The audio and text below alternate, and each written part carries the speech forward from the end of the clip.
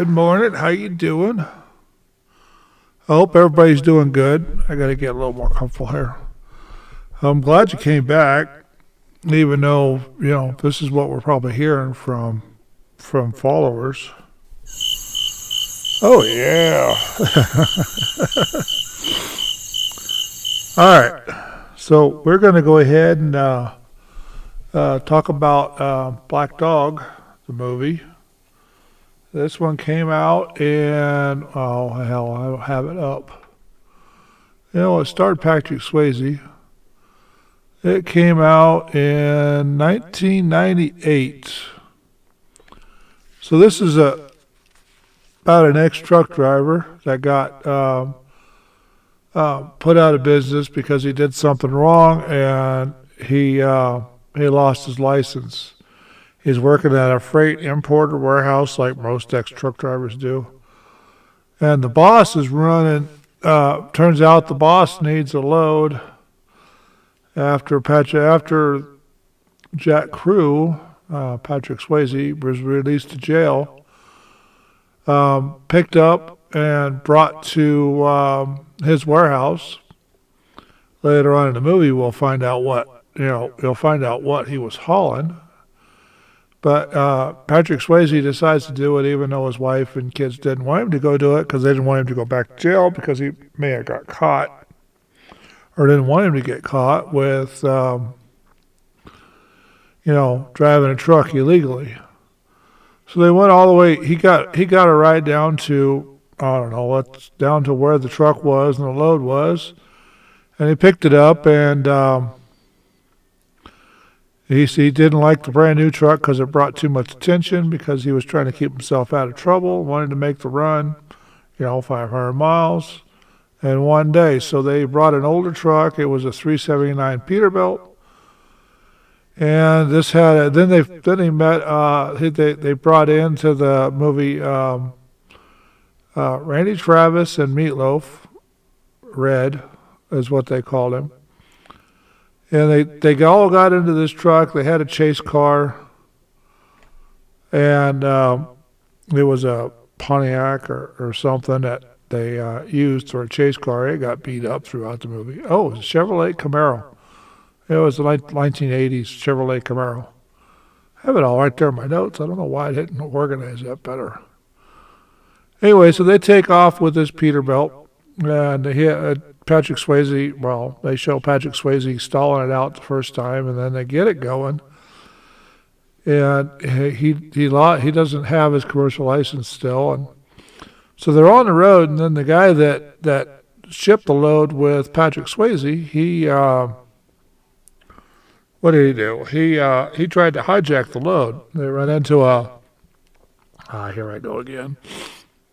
Run into what do you want to call it? A roadblock. Patrick Swayze didn't slow down.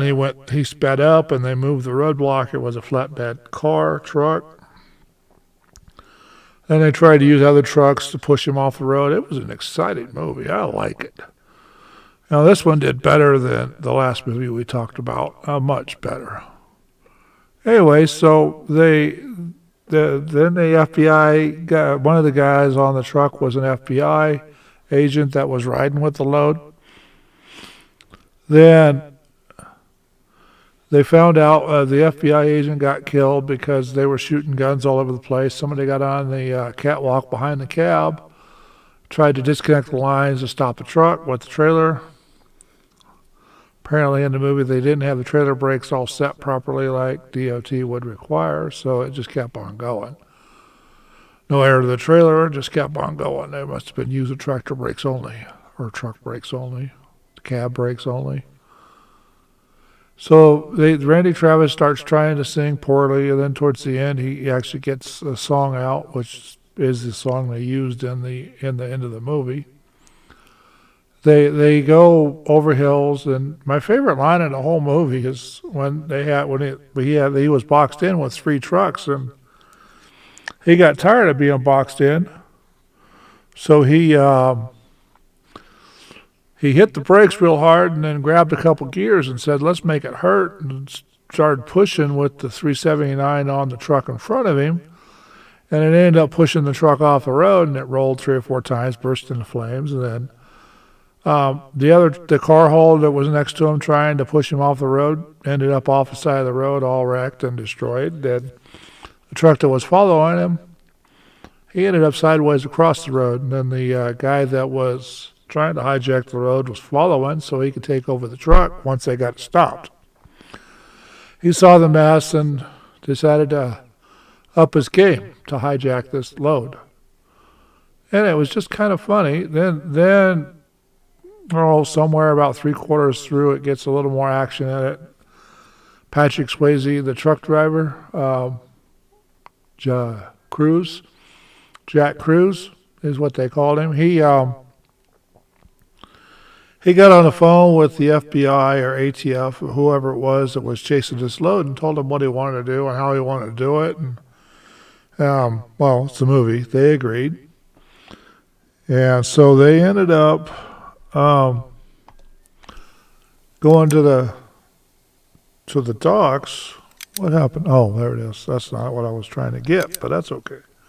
They ended up trying to go to the docks, and they ended up with the container full of the contraband up on a trailer. They dumped some of it off to get the family back.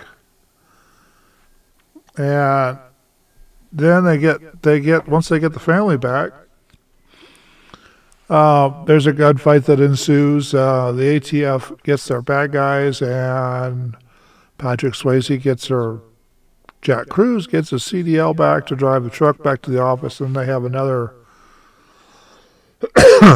a war with trucks on the docks, and the bad guy gets run over by a train in his truck. I'm not telling you who's the bad guy.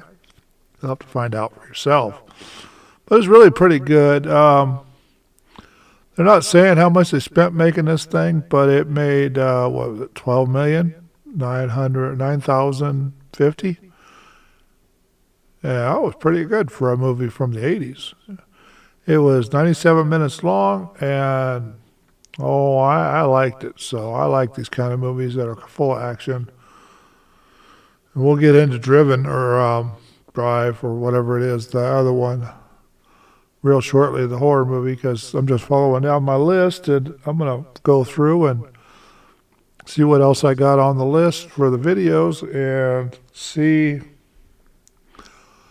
how we're doing. So take care, be safe, and when I get all my movies taken care of, then I'll just be able to do other things, talk about other things, put something else on the movie. Hey, or on the video. We may change this to something else yet. And I might get rid of the movie reviews completely, which is what I'm trying to do. But right now, it's what I got.